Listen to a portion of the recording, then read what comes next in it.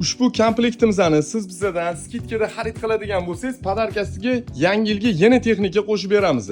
Hozir sizlarga qisqacha obzorini qilib beraman. Yoqsa like bosib qo'yish esingizdan chiqmasin. Ushbu komplektimizda yangi bitgan oshxonangizga eng zo'r tanlov bo'ladi.